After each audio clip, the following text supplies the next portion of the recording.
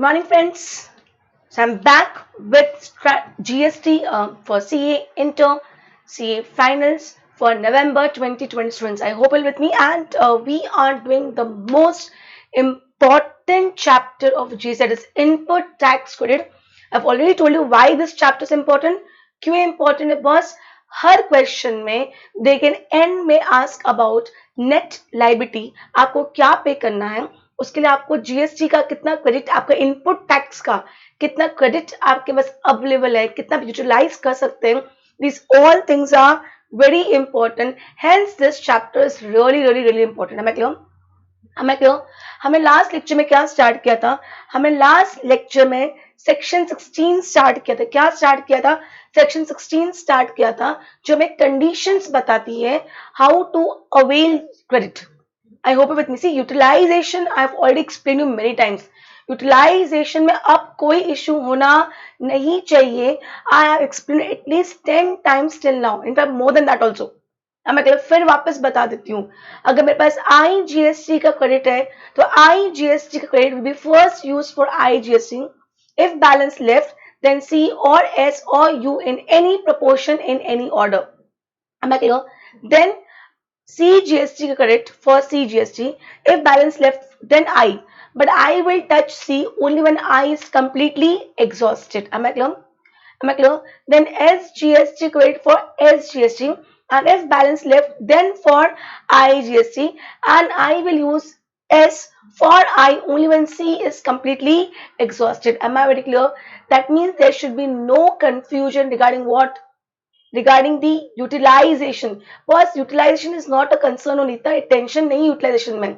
आपको जो ध्यान क्या रखना है, आप यूटिलाइज क्या करोगे जो आपके पास अवेलेबल है.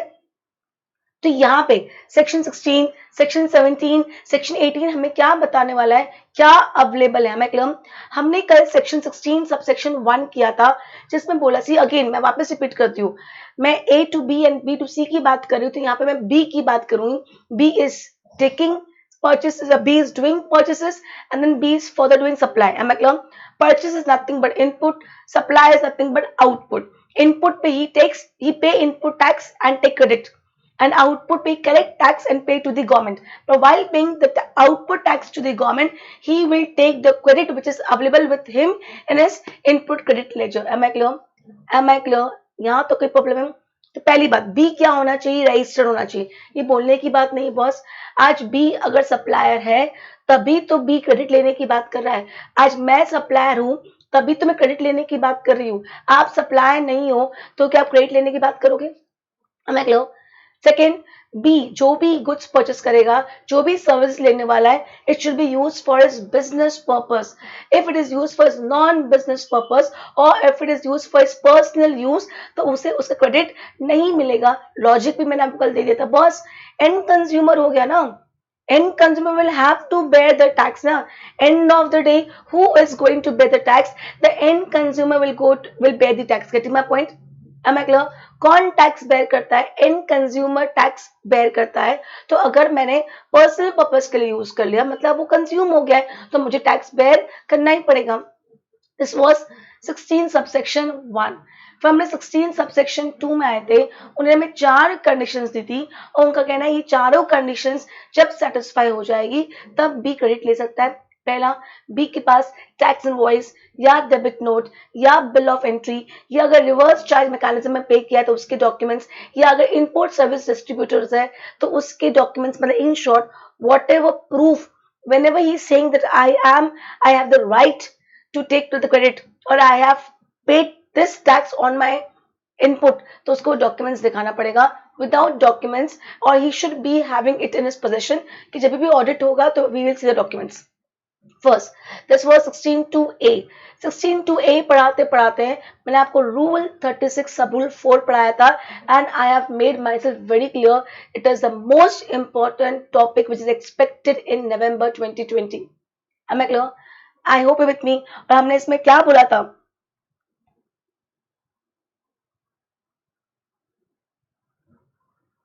कब आया था ये? 9 अक्टूबर 2019 को फर्स्ट टाइम आया था. मतलब इसके पहले देयर वाज नो रिस्ट्रिक्शन. और ये रूल 36 सब रूल 4 किसकी बात कर रहा है? अनमैच. जो मैचिंग नहीं हो रहा है किसके बीच में, सप्लायर के जीएसटीआर 1 एंड रेसिपेंट की जीएसटीआर 2A। आई होप सी 1 में जो सप्लायर ने डाला वो 2A में रिफ्लेक्ट होगा, 1 में जो डाला वो 2A में रिफ्लेक्ट होगा, पर रेसिपेंट बोलता है 2A में कम आया है, मैंने तो ज्यादा टैक्स पे किया है। 1 में जो सप्लायर बोलेगा वो 2A में रिफ्लेक्ट होगा, पर recipient is saying that boss मैंने तो ज्यादा पे किया है। तो 9 अक्टूबर के पहले ऐसा कोई रिस्ट्रिक्शन नहीं था, ये रिस्ट्रिक्शन 9 अक्टूबर 2019 को आया, तब उन्होंने बोला कि बॉस अनमैच है, हम कुछ नहीं कर सकते, मैक्स टू मैक्स हम इतना कर सकते हैं कि जो आपका एलिजिबल क्रेडिट है हम उसका आपको 20% एक्स्ट्रा क्रेडिट दे देते हैं। फिर 11 नवंबर नेक्स्ट मंथ इटसेल्फ 11 नवंबर फिर से अमेंडमेंट हो गया, 20% को 10% कर दिया।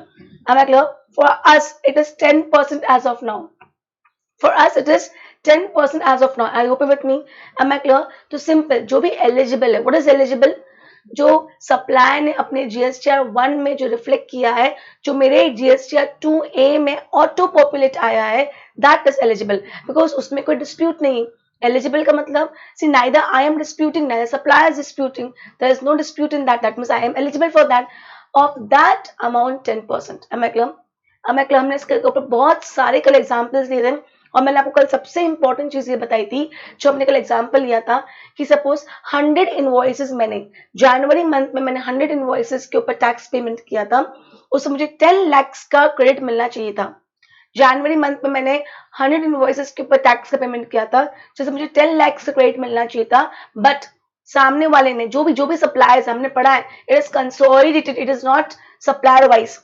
80 इनवॉइस जीएसटी 1 में गए, 80 इनवॉइस के अगेंस्ट मुझे सपोज 6 लाख का क्रेडिट मिल रहा है, 6 लाख से क्रेडिट मिल रहा है, एलिजिबल कितना हो गया, 6 लाख हो गया। M I clear? एलिजिबल कितना है, 6 लाख है, बट मुझे कितना मिलेगा, एलिजिबल का एक्स्ट्रा 10%, दैट मीन 6,60,000, 6 लाख का 10%, that means what is the shortage, I was actually मुझे 10 लाख मिलना चाहिए था, पर मिल कितना रहा है, 6,60,000 मिल रहा है, that is a shortage of 3,40,000। am I clear? Now when will I get the 340? जब नेक्स्ट मंथ में जब भी सप्लायर्स जीएसटीआर 1 में इनवॉइसेस की डिटेल्स अपलोड करते जाएंगे, जैसे yesterday was 17th of July, it was the last date of for GSTR 1 for Jan Feb March, जिनको क्वार्टरली मैं बताऊंगी किनको क्वार्टरली जीएसटीआर 1 फाइल करना होता है, किनको मंथली जीएसटीआर 1 फाइल करना होता है। तो yesterday जैन फेब मार्च का लास्ट डेट था, बेसिकली जुलाई नहीं होता है, but because of lockdown it got postpone and yesterday was the last date। Am I clear? Getting my point? What I'm trying to say over here is, in this case, I hope with me. तो जब आप आगे और GSTR 1 में upload करते जाएंगे, मुझे credit मिलता जाएगा, बट मैंने आपको कल बताया था, क्या मुझे पूरे 3,40,000 के इनवॉइसेस के लिए वेट करना पड़ेगा? नहीं, 6 लाख के अगेंस्ट मुझे 660 मिला, 6 लाख के अगेंस्ट मुझे 660 मिला, तो 340 मेरा कितना हो गया, I want 340, think practically, think mathematically, 660 कितना है, 110%, 660 कितना है, 110%, तो 100% कितना होता है, 6 लाख। अगर आप 6 लाख जितने इनवॉइस रेज करोगे तो मुझे 660 का क्रेडिट मिलेगा, तो अगर मुझे 340 का क्रेडिट चाहिए तो 340 कितना हो गया, 110% हो गया, तो 100% कितना। I hope you are with me, कोई कंफ्यूजन यहाँ तक? बॉस हमने कल डेप्थ में किया था, and I have made my self clear, this is one of the most expected question in your exam, be in inter be in finals, आएगा ही आएगा। एक लाइन डाल देंगे और आपका कैलकुलेशन गलत हो जाएगा, क्योंकि आप आईटीसी गलत निकाल दोगे, अगर आपने आईटीसी गलत निकाल दिया तो your whole answer is wrong. Am I clear? Can I go it? तो ये हमने कल पढ़ा था। ओके, फिर हम आगे भी गए थे, हमने 16(2)(a) खत्म किया था, फिर 16(2)(b) भी खत्म किया था।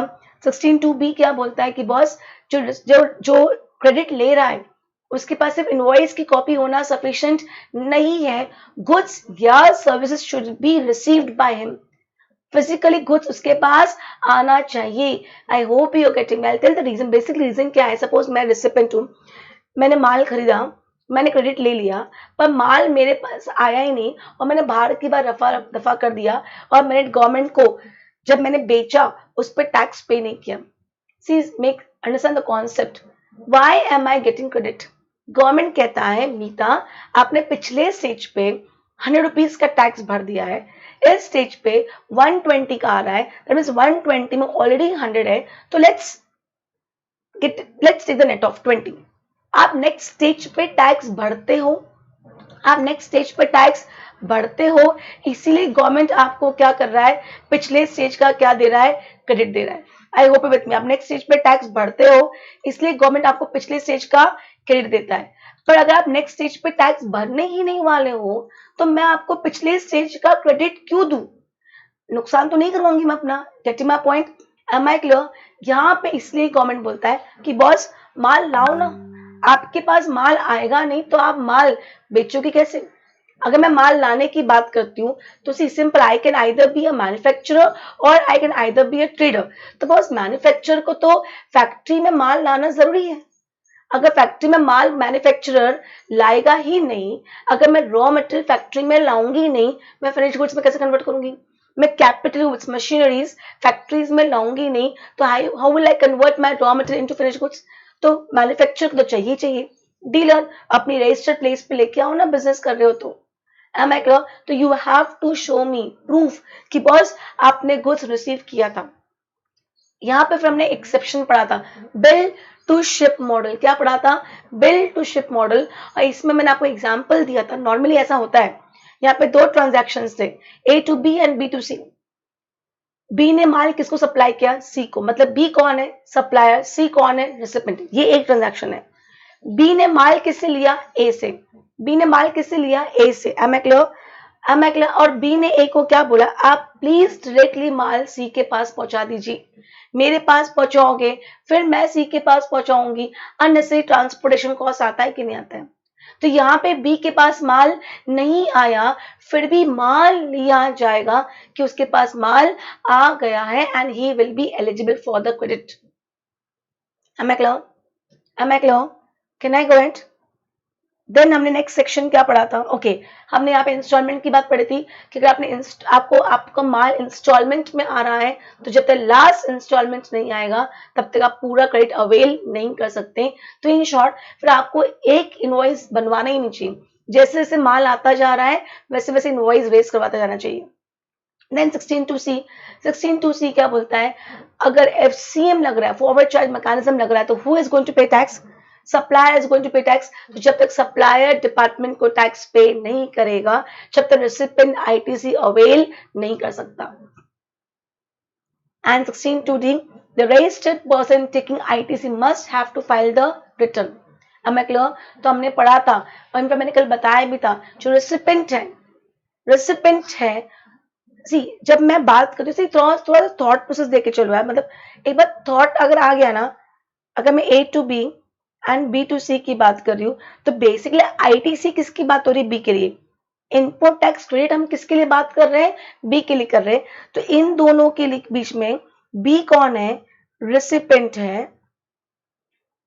और इन दोनों के बीच में B कौन है? सप्लायर है। मतलब B रिसिपेंट भी है एंड B सप्लायर भी है। तो अगर आप सप्लायर हो तो आपको GSTR 1 फाइल करना पड़ेगा। Am I clear? अगर आप रेसिपेंट हो तो आपको GSTR 2, मैंने आपको बताया अभी तक टिल डेट 2 ऑपरेशनल नहीं हुआ है, पर यस जो भी GSTR 1 में सप्लायर डालता है वो 2A में ऑटो पॉपुलेट होता है। 2 का फॉर्म का पार्ट नीचे होता है 2A। Am I clear? And every registered person has to file GSTR 3B। 3B is nothing but a return। am I clear? 1 क्या है? Statement of outward supply. 2 क्या है? Statement of inward supply. तो जब B C को माल दे रहा है तो B सप्लाई कर रहा है, तो वहां पे ये GSTR 1 आएगा, स्टेटमेंट ऑफ आउटवर्ड सप्लाई। जब B A से माल ले रहा है तो B रिसिपेंट है, तो यहाँ पे स्टेटमेंट ऑफ इनवर्ड सप्लाई आएगा। एंड क्योंकि B एक रजिस्टर्ड पर्सन है, उसे GSTR 3B तो फाइल करना ही पड़ेगा। Am I clear? Am I clear? Getting my point? I hope you're with me. Any problem till here? The registered person taking ITC must have file return। Return file करना compulsory है। Am I clear? ये हमारा कल खत्म हुआ था 16(2) section. 16(2) के अंदर कितने सब सेक्शन है? A, B, C and D. Any problem till here? Sure. Can I go ahead? Okay. Next condition. Next condition. 16 subsection 3. 16 subsection 3. Tax credit not allowed if depreciation claimed on the component of tax. Simple logic है, simple है, बहुत simple point है। Suppose मैंने 10 से depreciation की बात किस पे आती है? असेट पे, फिक्स एसेट्स पे। डेप्रिसिएशन की बात किस पे आती है? फिक्स एसेट्स पे आती है, राइट। सपोज मैंने 10 लाख की एक मशीनरी खरीदी है, मैंने 10 लाख की क्या खरीदी है? एक मशीनरी खरीदी है, और उस पे मैंने सपोज 1 लाख का क्या किया है? टैक्स पे किया है। मैंने 1 लाख का क्या किया है? टैक्स पे किया है। आई होप विथ मी। किसकी बात चल रही है? A to B and B to C। A to B and B to C की चल रही है। B ने क्या किया है? 10 लाख की मशीन ली है और 10 लाख की मशीन पे 1 लाख का टैक्स पे किया है।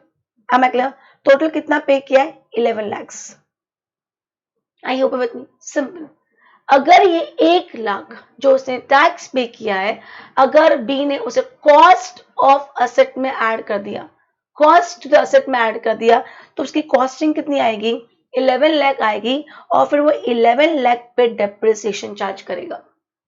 मैं क्लियर?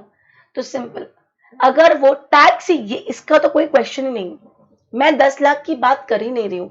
10 लाख तो by default it will be my fix assets. 10 lakh तो मेरा डिस्प्यूट का पॉइंट है ही नहीं। हम जो डिस्कशन कर रहे हैं वो किस पे कर रहे हैं? 1 लाख पे कर रहे हैं। अगर मैंने 1 लाख को क्या कर दिया? कॉस्ट में ऐड कर दिया, मैं क्लियर? तो मैं उस पर डेप्रिसिएशन चार्ज कर दूंगी। तो अगर मैं डेप्रिसिएशन चार्ज कर रही हूं, तो फिर मैं आईटीसी अवेल नहीं कर सकती। लॉजिक समझो, सिंपल लॉजिक समझो। मैं कब टैक्स को कॉस्ट में ऐड करती हूँ? एक चीज का जवाब दो, सिंपल इस चीज का जवाब दो। When I add tax to the cost.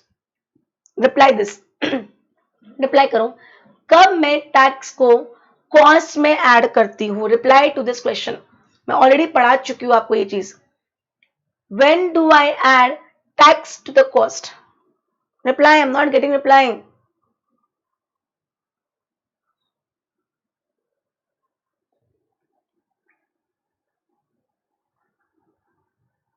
Please reply.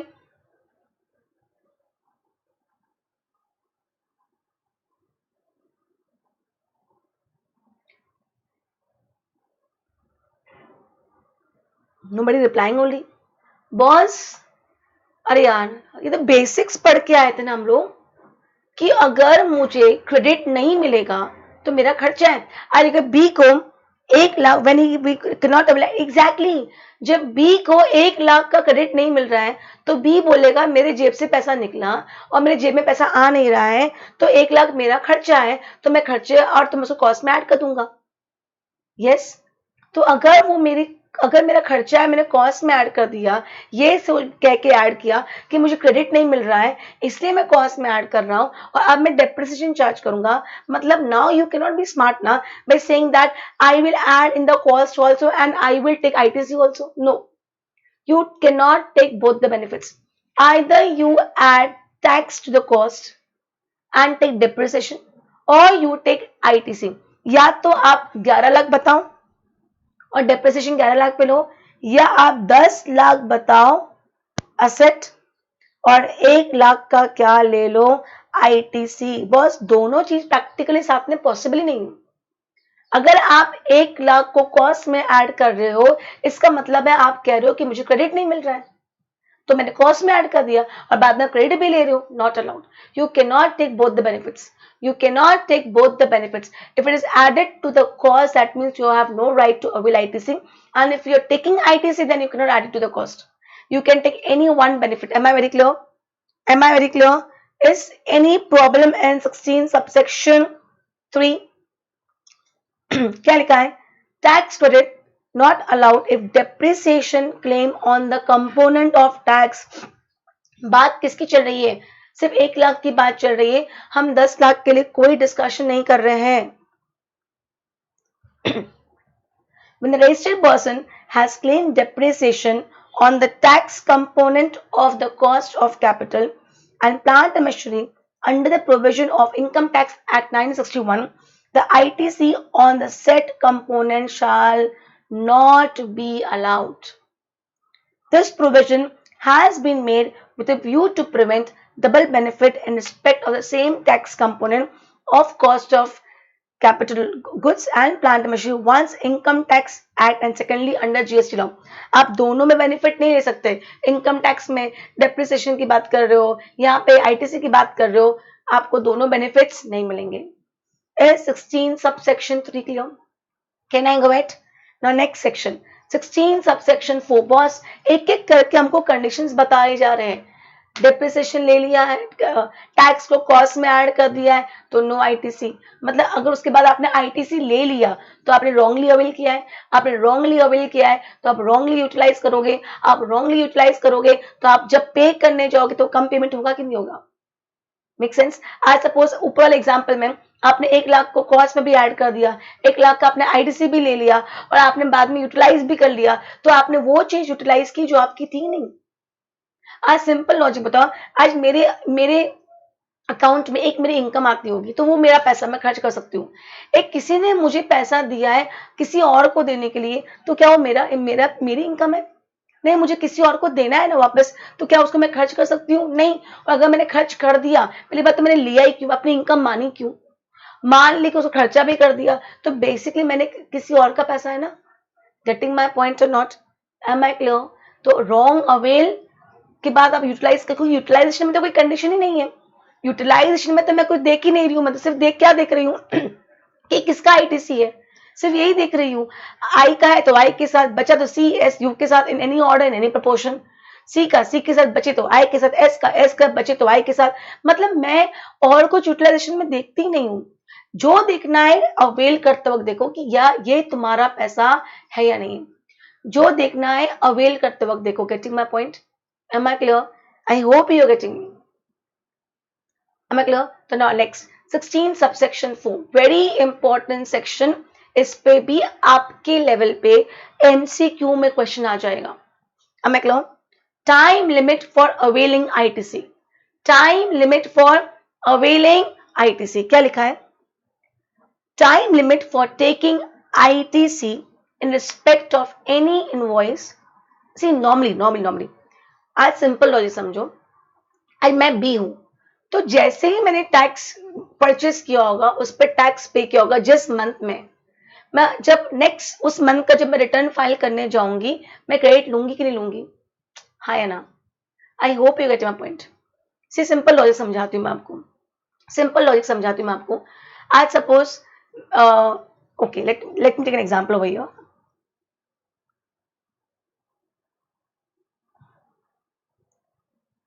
ये कौन है? ये रेसिपेंट है जिसको क्रेडिट मिलने वाला है, जिसको क्रेडिट मिलने वाला है। Getting my point? Am I clear? और अभी मैं मतलब मैं बहुत डेप्थ में नहीं जा रही, फिर भी बताती हूँ। आज ये बंदा अपने जीएसटीआर 1 में क्या करेगा? सप्लाई दिखाएगा कि मैंने किसको माल दिया है, बी को माल दिया है, तो बी के जीएसटीआर 2 में क्या होगा? रिफ्लेक्ट हो जाएगा। Am I clear? तो अगर मेरे इसके 2A में रिफ्लेक्ट नहीं होगा तो ये 1 को बोलेगा कि नहीं बोलेगा? भाई ए को बोलेगा कि नहीं बोलेगा? भैया 1 फाइल करो। अगर B के 2A में रिफ्लेक्ट नहीं होगा तो ये A को बोलेगा कि नहीं बोलेगा? Getting my point? I hope you are getting my point. What I am trying to convey over here is, मतलब पहली बात तो बी का credit is like very important कि बॉस मैंने पे किया है, जून मंथ में पे किया है, तो मैं जब जून मंथ का जुलाई में रिटर्न फाइल करूंगा, मैं तभी क्रेडिट ले लूंगा। हाँ मतलब मैं तो credit as soon as possible लेना चाहूंगी, गेटिंग माई पॉइंट और not? Just a minute.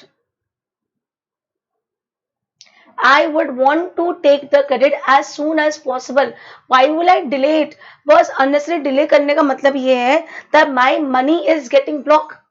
My money got blocked. मैं क्रेडिट मतलब मैं टैक्स पे करके आ चुकी हूँ इनपुट्स के ऊपर, तो अगर मैं उसको utilize as soon as possible करूंगी कि नहीं करूंगी?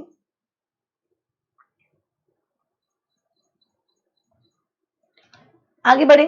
बट अगर बाई चांस आपने उस मंथ का जब रिटर्न फाइल किया आप क्रेडिट नहीं ले पाए या नहीं लिया, by any reason you were confuse कि पता नहीं are you eligible for that और not, are you eligible for that और नॉट, तो देखो क्या लिखा है, time limit for taking ITC, time limit for taking ITC in respect of any invoice or debit note for supply of goods or service shall be earlier of 2 days. इन्होंने हमें 2 dates दी है, कितनी dates दी है? 2, इनमें से whichever is earlier by that date आप maximum credit avail कर सकते हैं। बताती हूँ क्या डेट है। फर्स्ट, मैं आपको ऑलरेडी बता चुकी हूँ रिटर्न फाइल करने की ड्यू डेट क्या है। जीएसटीआर 3B मंथली रिटर्न की बात चल रही है, मंथली रिटर्न की बात चल रही है। एवरी मंथ का by next month 20th, am I clear? Every month का, जून मंथ, अभी जून मंथ गया, आज क्या डेट है? 18 जुलाई, तो बाय 20th जुलाई आपको रिटर्न फाइल करना पड़ेगा। Am I clear? Okay, am I clear? तो अज्यूम करो अभी कौन सा फाइनेंशियल ईयर गया है? 1920 की बात चलती है। किसकी बात चल रही है? फर्स्ट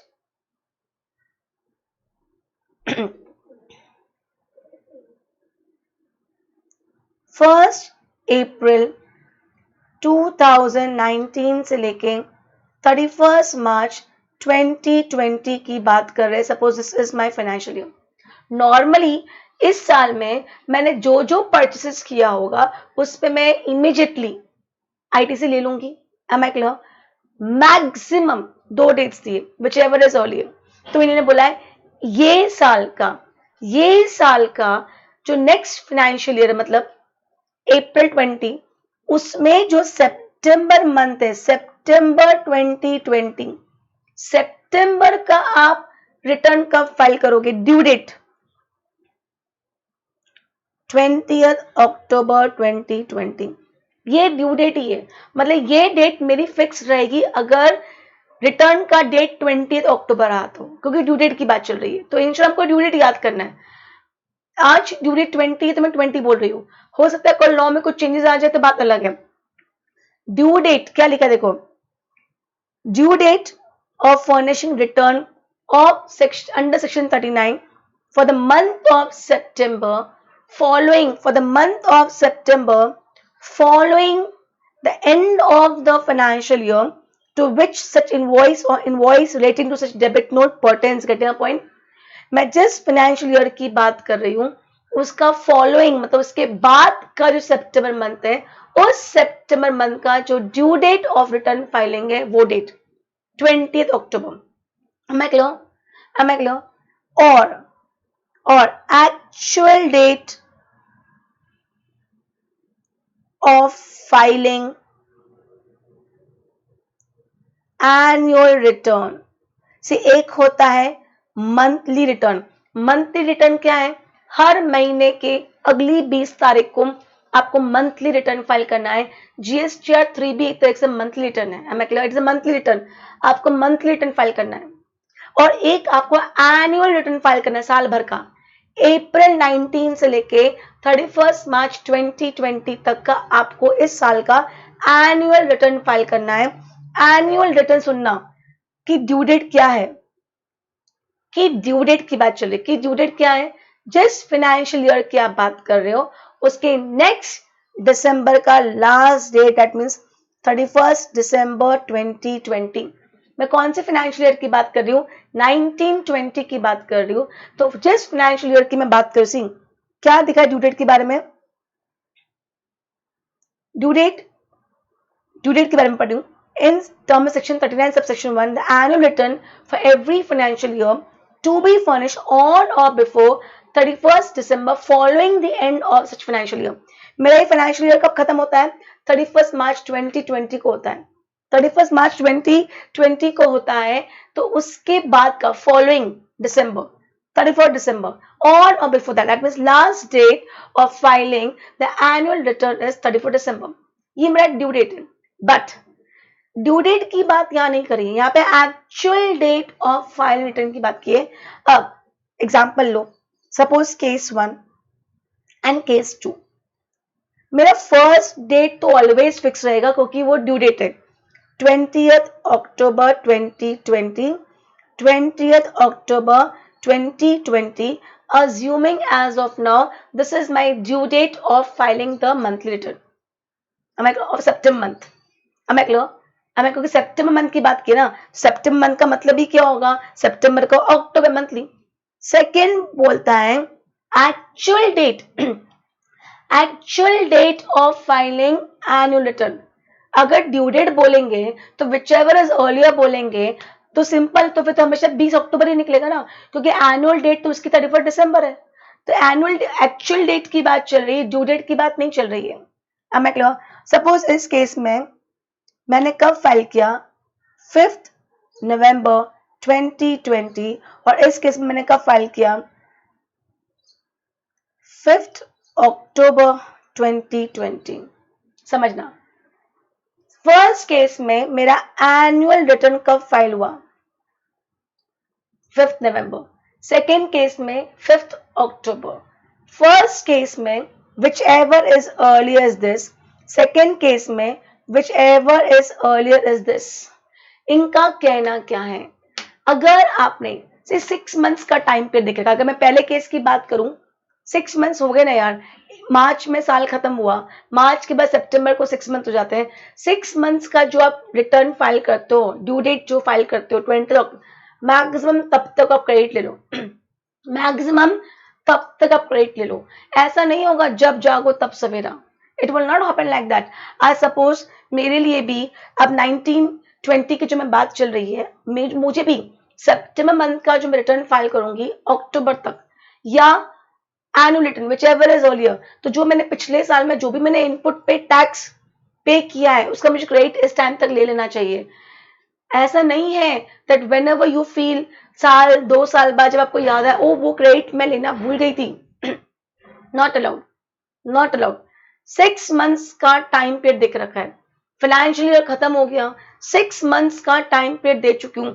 6 मंथ्स में पिछले साल की चीजें रिव्यू कर लो, ऑडिट भी करवा लो. Getting my point, not audit भी करवा लो. Am I clear? Getting my point. तो 20th अक्टूबर और 5th नवंबर विच एवर इज अर्लियर में 20th अक्टूबर. पर इनका सेकंड केस में क्या है कि बॉस अगर आपने एनुअल रिटर्न ही पहले भर दिया तो कहानी खत्म. एनुअल रिटर्न किसके लिए है, 1920 के लिए. तो अगर आपने एनुअल रिटर्न ही पहले भर दिया before the due date of filing सितंबर मंथ रिटर्न, तो बॉस आप तो क्लोज कर चुके हो ना, एनुअल रिटर्न भर दिया ना आपने. आई hope you got this point. ये समझा कि नहीं समझा, प्लीज रिप्लाई करो. हैव यू अंडरस्टूड दिस और नॉट? ये समझा कि नहीं समझा, रिप्लाई करो. नहीं समझा, I will explain again. Actual date of filing annual return and due date of filing the September month's return. Please नहीं समझ में आया तो वापस पूछो. Reply fast.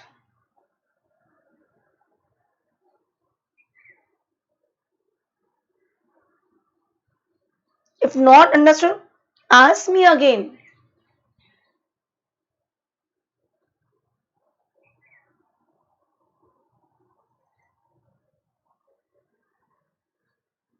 Yes, वापस ही बस समझा देती हूँ कि बॉस 1920 फाइनेंशियल ईयर का मैं आईटीसी मैक्सिमम कब तक अवेल कर सकती हूँ, due date of filing next सितंबर, मतलब फॉलोइंग जिस फाइनेंशियल ईयर की हम बात कर रहे हैं उसके फॉलोइंग का सितंबर का due date of filing the return, और एक्चुअल डेट, और एक्चुअल डेट ऑफ फाइलिंग, और actual date of filing annual return whichever is earlier.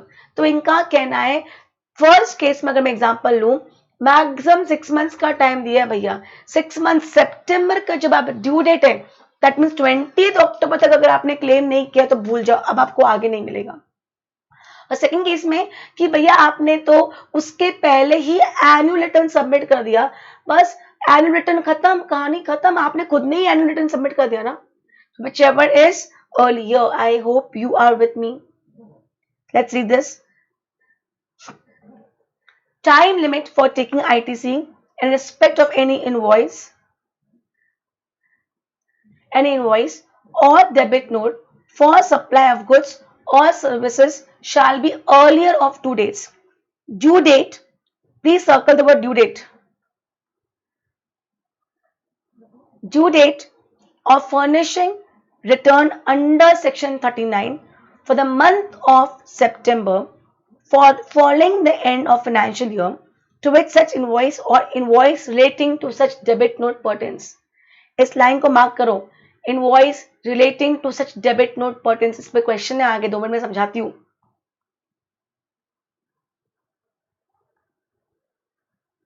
Just a minute today.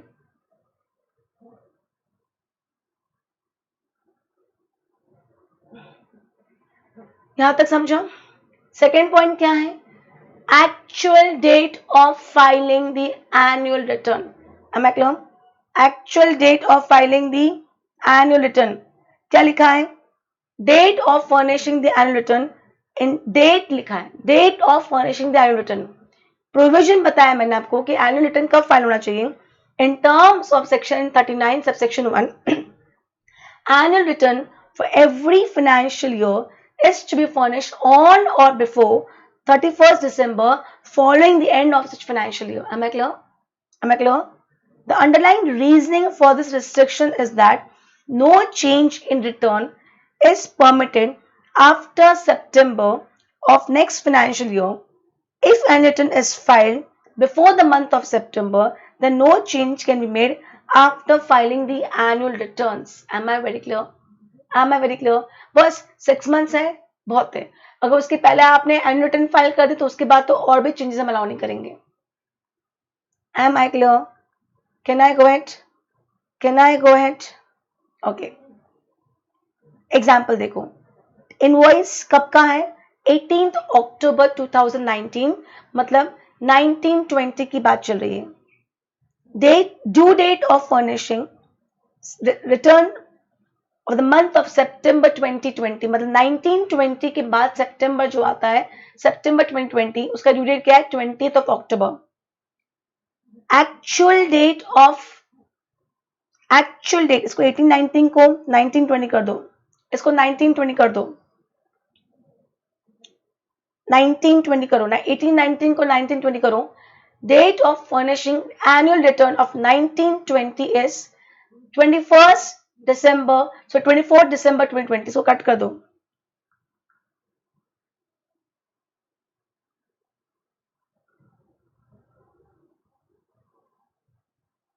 Give me 2 seconds. इसको क्या कर दो बॉस. हमने क्या समझा है, हमारा कॉन्सेप्ट क्या बोलता है कि बॉस अगर आपने सितंबर मंथ का रिटर्न जो फाइल किया, अब आपको 6 months का टाइम पीरियड दे रही हूँ. कितना टाइम पीरियड दे रही हूँ? 6 months. या अगर आपने एनुअल रिटर्न अगर जल्दी सबमिट कर दिया है तो whichever is earlier. Once you have submitted annual returns then you can not update it. Am I very clear? Am I very clear? Is this clear? Getting my point? यहां तक कोई confusion है? पक्का? Sure? Am I clear? तो हमने अभी क्या sections पढ़े? हमने 16 सबसेक्शन 1 पढ़ा, हमने 16 सबसेक्शन 1 पढ़ा. देन हमने क्या पढ़ा? हमने पढ़ा 16 subsection 2, 2A, 2B, 2C, 2D. M I clear? फिर हमने 16 सबसेक्शन 3 पढ़ा. 16 सबसेक्शन 3 किसकी बात कर रहा था? टैक्स एलिमेंट की बात कर रहा था कि टैक्स को आपने कॉस्ट में ऐड कर दिया तो. एंड 16 सबसेक्शन 4 पढ़ा maximum date of availing, maximum date of availing ITC. Am I clear? Am I clear till here? Any problem till here? Okay. यहाँ तो कोई इशू है? कोई प्रॉब्लम? Okay, take 2 minutes.